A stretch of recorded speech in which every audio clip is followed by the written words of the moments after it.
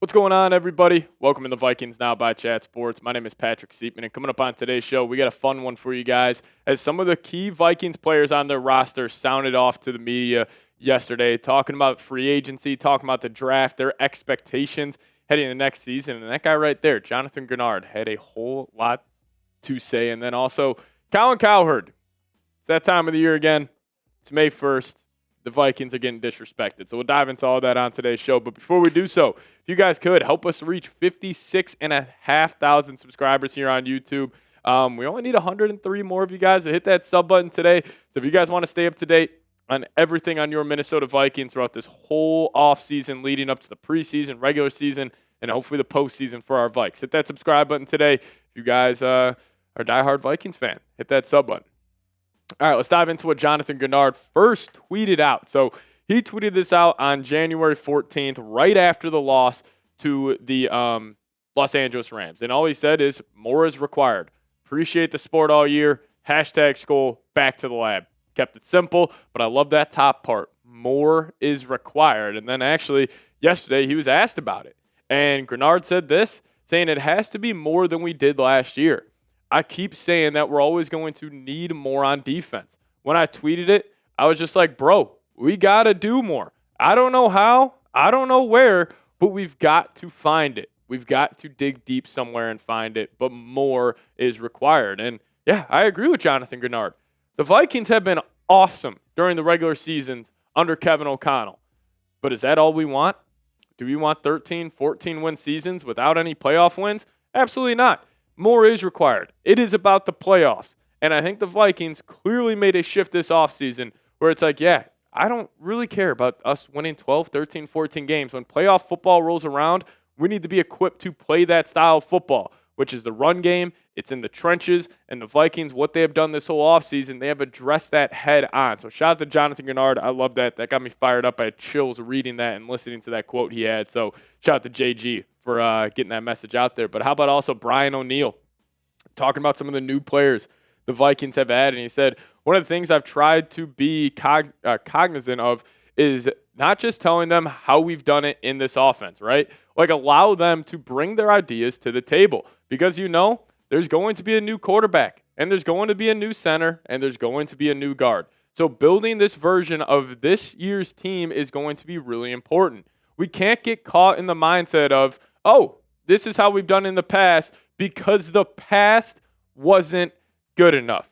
I absolutely love that the players on this Vikings roster are not satisfied because, yeah, they won 14 games last year. Kevin O'Connell won Coach of the Year.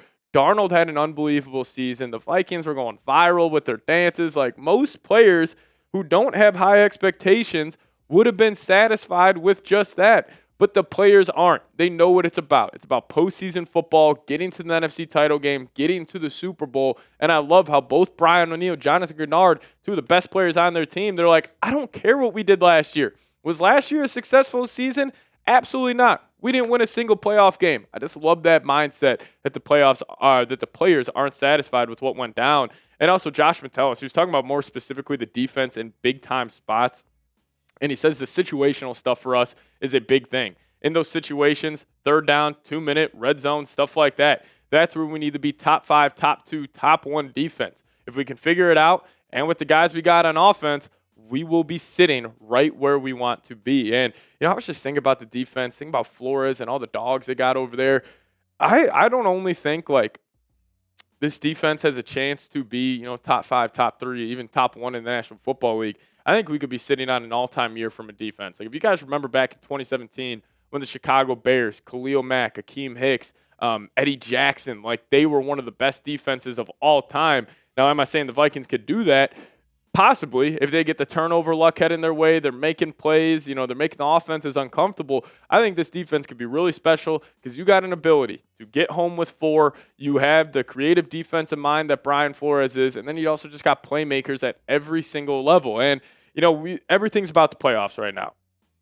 Vikings don't care about the regular season anymore. We got that out of our way. We've already competed for the NFC North title. We won 13, 14 games. Who cares? But clearly this offseason, the Vikings have made this message clear. Defense plus a run game equals playoff wins. You added 2 dogs on the defensive line. You added Donovan Jackson, Will Fries, Ryan Kelly, Jordan Mason to prove the run game. You are just naturally a more physical team. And I was saying this all offseason. Vikings have not had a physical culture whatsoever. You're not a good run team. You haven't really been that good at stopping the run besides last year under Kevin O'Connell. Well, how do you create a physical culture? You go add physical players. That's what Kelly, Fries, Hargrave, Allen, that's what they all are about throughout their entire NFL career. So I think this team, it's going to be a special year. It all comes down to J.J. McCarthy, and I can't wait to see how that plays out. But I'll ask you guys this. Hearing these players talk, you guys let me know, which player are you most excited to watch next season? For me, obviously, it's J.J. McCarthy, but if I had to go a different direction, I'll go wild card here. How about third-round pick Ty Felton? I'm just curious to see how the Vikes are going to use him. Speedster, looks like a dog. Keenan McCardell loves him, so I'm excited to watch him play. But you guys let me know, which player are you most excited to watch next season? All right, so Colin Cowherd, good old friend of the show. He was talking about J.J. McCarthy. This was on the Herd a couple days ago, and they played the J.J. McCarthy clip where J.J. was like, I know I'm ready to start. All the work I put in, I know I got the capabilities to be the starting quarterback here. And immediately Colin just chimes in at the end. He goes, they're not pulling off last year's win total. That's not happening. Bold prediction here from Colin Cowherd saying the Vikings aren't going to win 14 games. Yes, that's never happened in the National Football League, a team going back-to-back years of winning 14-plus games. But also, after Colin Cowherd was talking about this, immediately when J.J. McCarthy, got done, they panned to Colin. He just goes, fourth place in the division. Fourth place in the division. There's no way they're anything better than that. I don't actually understand this whatsoever. And he was also saying the Bears are going to be fighting for that wild card spot. I got the Lions, I got the Bears, I got the Packers and the Vikings below them. I just don't get the Bears love, man. It's all on paper. It's all fugazi with them every single offseason. I always say, the Instagram comment, I've said that a lot on the channel if you guys have been watching, where I'm like, oh, the Instagram commenters love this. Where I'm like, the guys you see in the Twitter replies, the guys you see, in the comment section on Instagram, where it's kind of like this, cult mentality where it's like, oh, Drew Dahlman, that was a big free agent offensive lineman. Joe Tooney. It all sounds good on paper. Colson Loveland, Luther Burden, but there's really no substance, at least in my opinion, to what the Bears have done. You gotta see that out there on paper, but he loves the Bears again. He loves his boy Caleb Williams, USC connection. He loves his boy Benny Johnson. I'm really not scared of the Bears whatsoever, and I actually can't comprehend this. How NFL analysts aren't high on the Minnesota Vikings. Because if you just go back and you think about what makes a football team successful, you keep it, surface level here. Elite coaching staff, check. Well-run organization, check. Weapons on the outside, check. Good offensive line, good defensive line. Just comes down to the quarterback. And this is just a J.J. McCarthy thing. And I found a quote last year from Colin Cowherd because he was actually higher up on the Vikings than most people. He actually put out his top 10 teams, his herd hierarchy, way before the NFL draft. He ended up taking the Vikings out, and he was disrespectful to the Vikings all during the season last year. But he did say this quote about the Vikings last season, saying, many of you believe I have the Vikings as a top 10 team because Sam Darnold is your QB. That's not entirely it. It's a small part of it. Minnesota, I think, is the smartest young coach in football that you don't talk about. Kevin O'Connell, the best wide receiver, Justin Jefferson, the top 2 or 3 left tackle in Darisaw. I believe Sam Darnold can win games and find a way, if healthy, to engineer a possible wild card spot. And now Cowherd is saying the Vikings have no chance to make the wild card this season. He thinks they're for sure going to finish 4th in the NFC North. Well, the Vikings this season, they added Ryan Kelly, Will Fries, Hargrave, Jonathan Allen, had another good draft, kept most of their players. Well, what's changed about the Minnesota Vikings? It's their quarterback. If you would have told people before the start of last season, who would you rather have, J.J. McCarthy or Sam Darnold? Every single person watching this show, every single people that's in the NFL media would have said J.J. McCarthy. Now, this year, maybe some people would lean Sam Darnold because he had a great year. But why do you have a great year? Because he was playing with the damn Minnesota Vikings.